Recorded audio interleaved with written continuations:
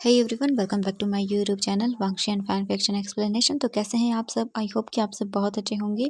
तो आज मैं आपके साथ शेयर करने वाली हूँ वांगशी एफएफ लैंस never give up on his omega का नेक्स्ट पार्ट। तो चलिए आज का पार्ट शुरू करते हैं। बट इससे पहले वाले चैप्टर में हमने देखा था कि जो हमारा वांगजी और वीजिंग थे उनकी वेडिंग पूरी फैमिली फिक्स कर देती है। कुछ दिनों के बाद उनकी वेडिंग होने वाली थी और उन्हें एक दूसरे को न देखने का जो है ना वो पनिशमेंट मिला था, क्योंकि वेडिंग जो है ना वो पूरी ट्रेडिशनल तरीके से की जाने वाली थी।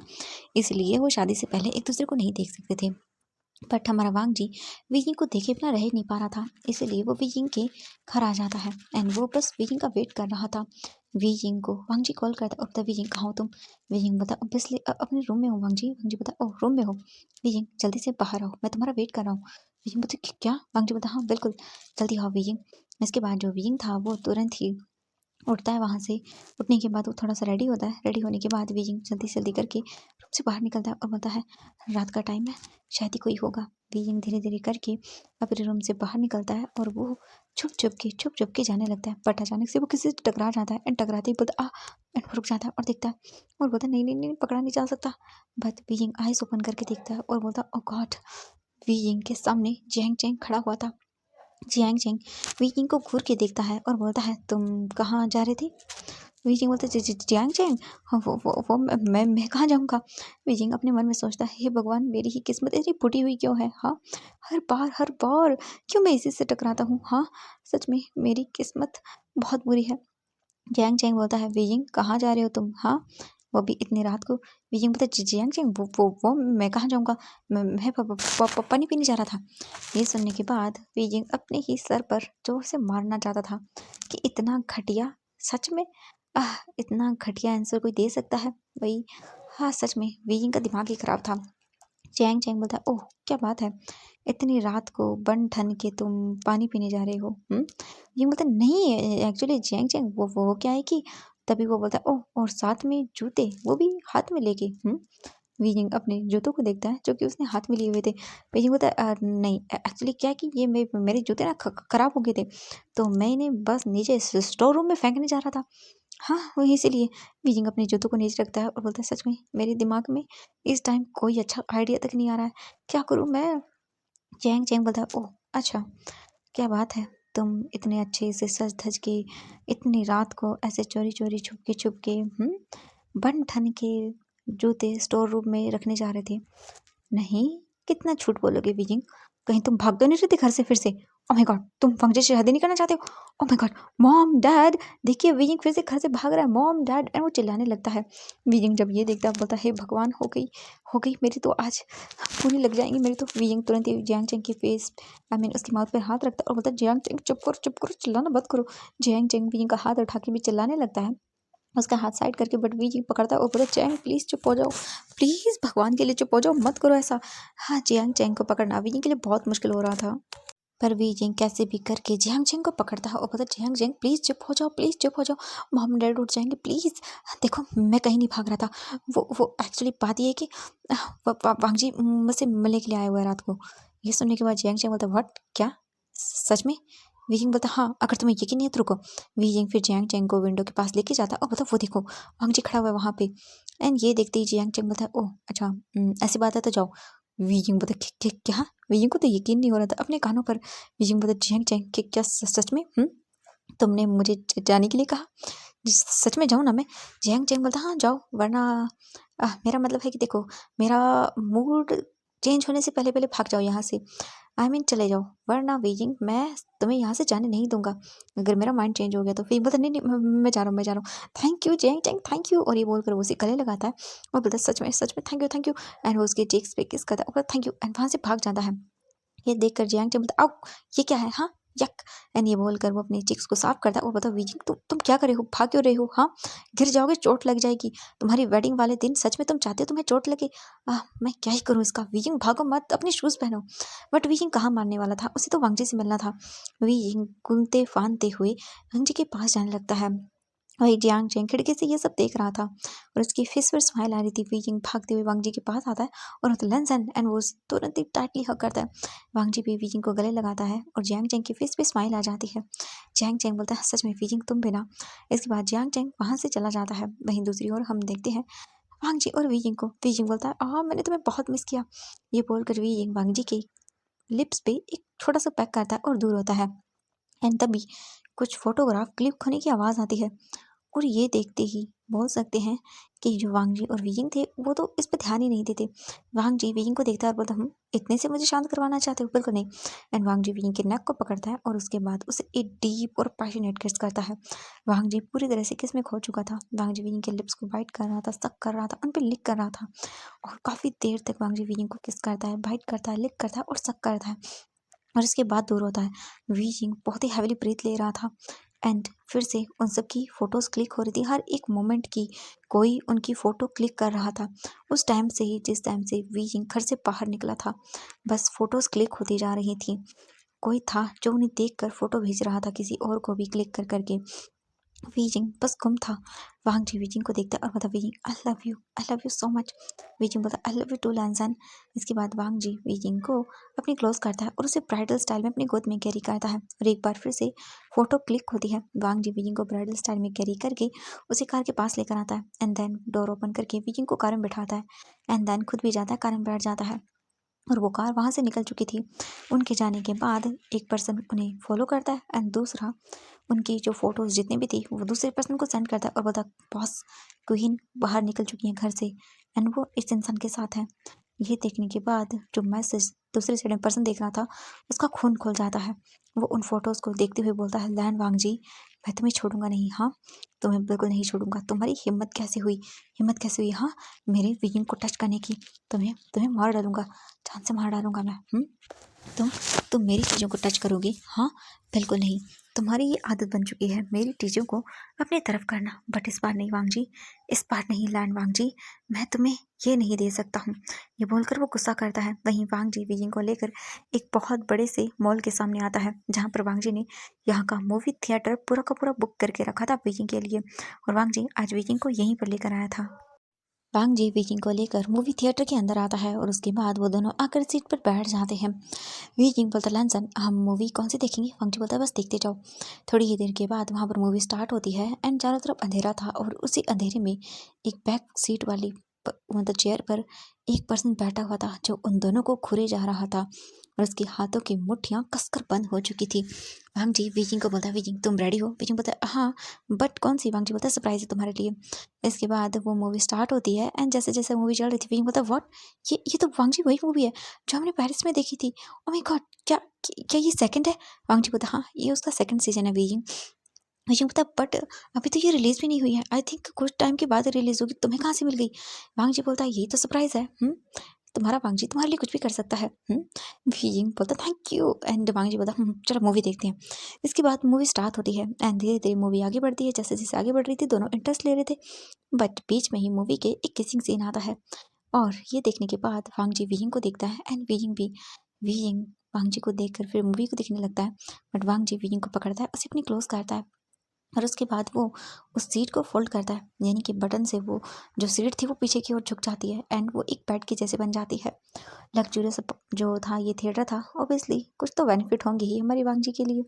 वांग जी वीजिंग के ऊपर आता है। बोलते ये क्या करे वांग जी, तुम हटो मूवी देखने दो। वांग जी बोलता वीजिंग मूवी नहीं मुझे देखो एंड वीजिंग वांग जी को देखने लगता है। इसके बाद वी जिंग भी वांग जी के जो नेक था वहाँ पर अपने हाथों को रैप करता है एंड वांग जी को अपनी क्लोज करता है और उसके बाद उसके लिप्स पे धीरे धीरे करके उसे किस करना शुरू करता है एंड वांग जी भी वी जिंग को किस का रिस्पॉन्स करता है।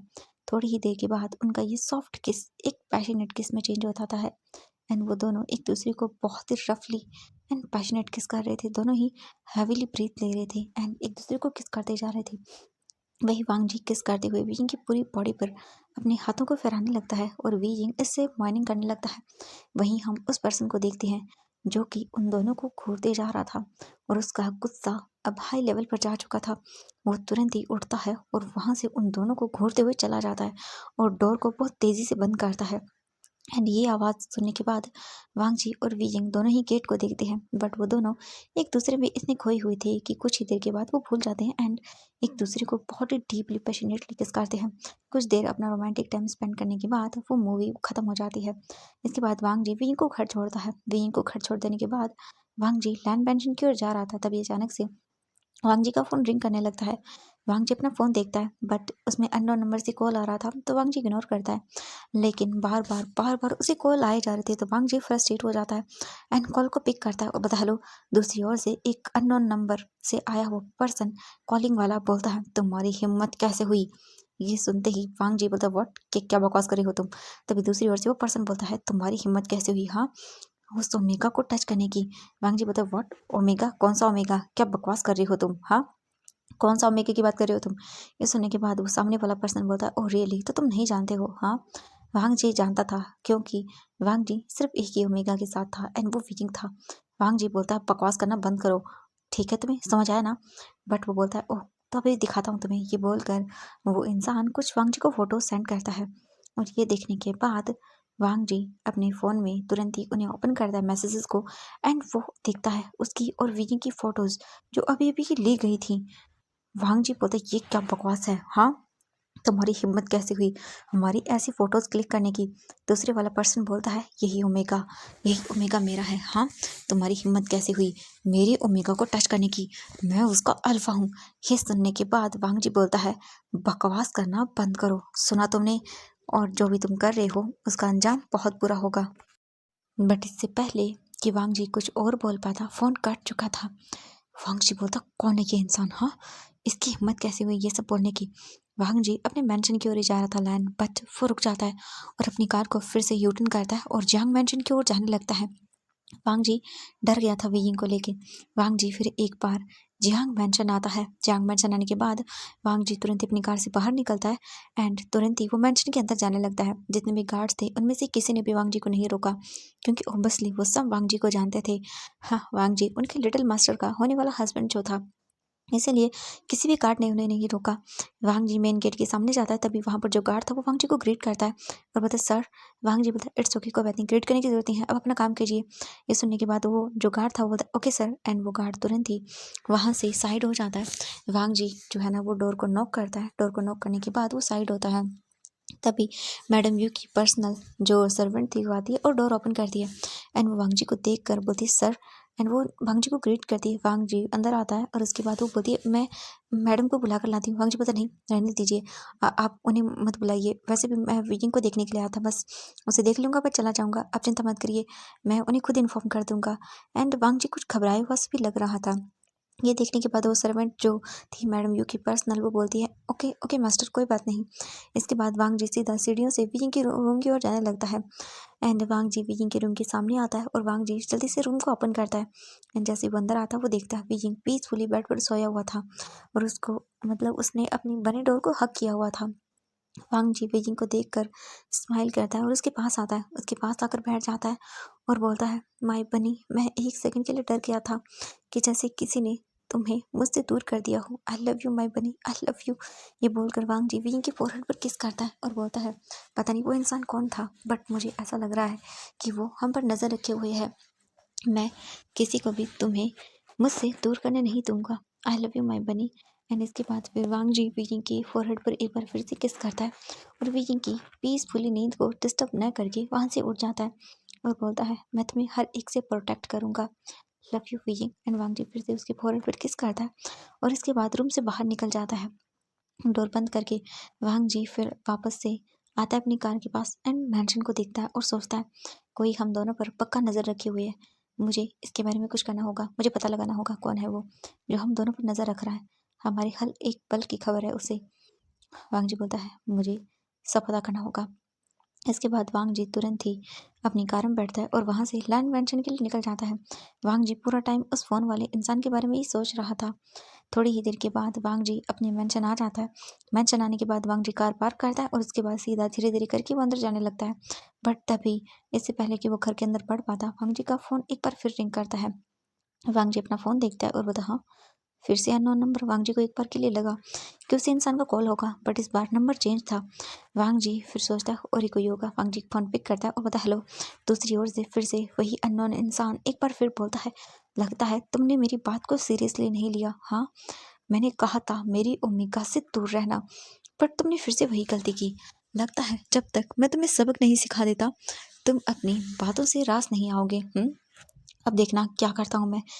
बूम एंड ये बोलकर वो फ़ोन को साइड में करता है एंड देन इससे पहले कि वांग जी कुछ कर पाता, वांग जी अपनी कार से ज़्यादा दूर नहीं आया था एंड तभी एक ज़ोरदार ब्लास्ट होता है एंड उस ब्लास्ट मतलब इतना भयंकर था कि वांग जी भी उससे टकरा जाता है।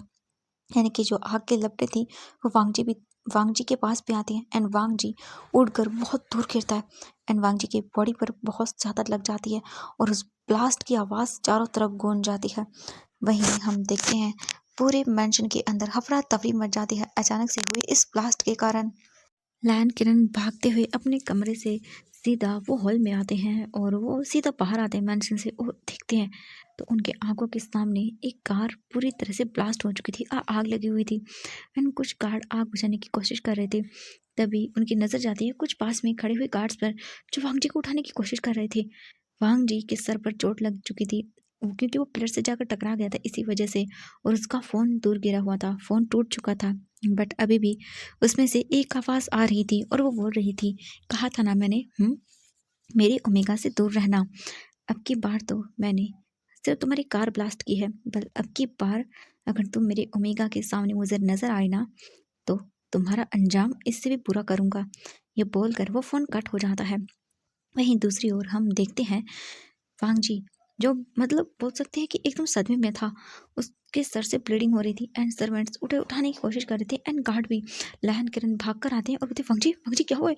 बच्चा तुम्हें चोट कैसे लगी? हाँ क्या हुआ यहाँ पर? वो गार्ड्स वांग जी को संभाल रहे थे। तभी हम लायन सचिन को देखते हैं। लायन सचिन खुद भी ये ब्लास्ट की आवाज़ सुनकर वो बाहर आ चुके थे एंड वो जैसे बाहर आते हैं वो देखते हैं लायन किरण को एंड उनकी आंखों के सामने ब्लास्ट की जो कार थी वो दिख रही थी जिसमें अभी भी आग लगी हुई थी एंड वो लोग बुझाने की कोशिश कर रहे थे। ये सब देखने के बाद लायन सचिन घबरा जाते हैं एंड वो भाग कर आते हैं और वांग जी क्या हुआ तुम्हें? हाँ उठो वांग जी अपनी आईज ओपन करता है एंड वो बस उसके मन में एक ही चीज़ गूंज रही थी बार बार, मेरा ओमेगा है वो उससे दूर रहना वरना अगली बार तुम्हारा अंजाम इससे भी बुरा करूंगा। वांग जी सदमे में था, अलग ही मतलब लेवल पर वो जा चुका था। उसका दिमाग घूम रहा था, सब कुछ उसके माइंड में रिमेम्बर हो रहा था और उसका दिमाग खराब हुए जा रहा था। ये सब सोच सोच के वांग जी वहां से उड़ता है और आगे जाने लगता है। उसके सर से खून बह रहा था बट वो जैसे अपनी ही अलग दुनिया में हो। वांग जी बोलते फीइंग फीइंग एंड ये बोलकर वो आगे बढ़ने लगता है। और ये सब देखने के बाद लायन सचिन बोलते वांग जी कहाँ जा रहे हो तुम? वांग जी सुनो। बट वांग जी जैसे कि मानो अलग ही धुन में हो। वांग जी आगे बढ़ने लगता है बट लायन सचिन चिल्लाते हुए से बोलते वांग जी रुको एंड वांग जी पीछे पलट कर देखता है। लायन सचिन बोलते वांग जी तुम्हारा दिमाग खराब हो गया है, हाँ कहाँ जा रहे हो तुम? वांग जी चुपचाप करके देखता रहता है फीइंग एंड तभी उसकी आंखों के सामने पूरी तरह से अंधेरा छा जाता है। लायन सचिन बोलते वांग जी संभालो एंड बोलते तुम्हारे सर से खून निकल रहा है, कहाँ जा रहे हो तुम? वांग जी अपने सर को टच करता है और अपने हाथों पर ब्लड देखता है और धीरे धीरे करके जो वांग जी था वो बेहोश हो जाता है। लायन सचिन डर के मारे वांग जी के पास आते हैं और तुरंत ही गार्ड्स को वांग जी को रूम में ले जाने के लिए बोलते हैं। तुरंत ही वांग जी को रूम में लाया जाता है। रूम में लाने के बाद उसे वो बेड पर लेटाते हैं और उसके तुरंत ही बाद बोलते हैं डॉक्टर एंड कुछ ही सेकंड के अंदर डॉक्टर आता है एंड इसके बाद वो रूम से बाहर चले जाते हैं एंड डॉक्टर वांग जी को ट्रीट करने लगता है। लगभग आधे घंटे के बाद वांग जी को ट्रीट करने के बाद डॉक्टर बाहर आता है एंड वो आकर देखता है लायन सचिन को और लायन किरण को। लायन किरण बोलते हैं कैसा कैसा है मेरा बेटा? हाँ ये सब सुनने के बाद जो डॉक्टर था वो बोलता देखिए घबराने की जरूरत नहीं है, ये तो अच्छा हुआ कि उन्हें ज़्यादा चोट नहीं आई, कुछ महीनों के बाद वो ठीक हो जाएंगे या कुछ दिनों के बाद। ज़्यादा चोटें नहीं है, बस कुछ जगह कुछ चोटें लगी हुई हैं, खरोंचें आई हैं। ये सुनने के बाद लायन सिजन और जैंग चैंग दोनों एक चैन की सांस लेते हैं। आई मीन लायन किरण और लायन सिजन। इसके बाद फिर डॉक्टर वहाँ से चला जाता है क्योंकि ऑब्वियसली लायन मेंशन के अंदर हर एक सेकंड हर एक मिनट एक डॉक्टर रहता है। इसके बाद वो एक जन की सांस लेते हैं और वांग जी को एक बार देखने के लिए अंदर आते हैं रूम में। वांग जी लेटा हुआ था, उसे बैंडेज लगाई गई थी उसके सर पर एंड थोड़ी बहुत और जगह भी। फिर वो उसे देखने के बाद बाहर आते हैं। बाहर आने के बाद वो बोलते हैं ये सब कैसे हुआ? फिर वहाँ पर सभी गार्ड्स को बुलाया जाता है और बोला जाता है ऐसा कैसे हुआ? गाड़ी के अंदर ब्लास्ट कैसे हो सकता है और वो लैंड मैंशन के अंदर? ये सुनने के बाद गार्ड्स बोलते हैं कि सर हमें नहीं पता ये अचानक से कैसे हुआ, हमने गाड़ी को चेक किया था सभी बिल्कुल गाड़ी ठीक थी और वांगजी सर उसे लेके भी गए थे तब तक भी बिल्कुल ठीक थी। पर जैसे ही वो आए अचानक से कुछ ही दूरी पर वो गए थे कि ब्लास्ट हो गया, हमें समझ नहीं आया। ये सुनने के बाद लायन किरण बोलते हैं अपनी जगह जाओ, ड्यूटी अच्छे से करो और पता करो ये कैसे हुआ। तो वो बोलते कि जी सर। इसके बाद तुरंत ही लायन किरण अपना फ़ोन निकालते हैं और सुजान को कॉल करते हैं। शू यांग बोलता है हेलो। नाइट का टाइम था। शू यांग फ़ोन पिक करने के बाद बोलता है क्या हुआ अंकल? तो वो बोलते हैं कि मैंने तुम्हें कहा था वांग जी का ख्याल रखना, वांग जी का हर वक्त पीछा करना, बट तुम्हें पता है वांग जी की कार में ब्लास्ट हुआ है और ये कैसे हुआ है मुझे पता करके दो। ये सुनने के बाद तो शू यांग घबराता है, बोलता व्हाट, कार में ब्लास्ट? तो बोलते कि हाँ वांग जी की कार में ब्लास्ट हुआ है। ये सुनने के बाद शू यांग बोलता है वांग जी ठीक तो है ना? ये सुनने के बाद जो लैंग करेंदे बोलते हाँ वांग जी अभी ठीक है, बट मुझे पता करके दो ये आखिर हुआ कैसे है। ये सुनने के बाद वो बोलता हाँ हाँ मैं पता करता हूँ, आप चिंता मत करिए अंकल। वो ठीक, तो वो बोलते कि हाँ वो बिल्कुल ठीक है, मैंने कहा है वो करो। इसके बाद वो बोलते कि हाँ मैं पता करता हूँ, एंड इसके बाद वो फ़ोन रख देते हैं।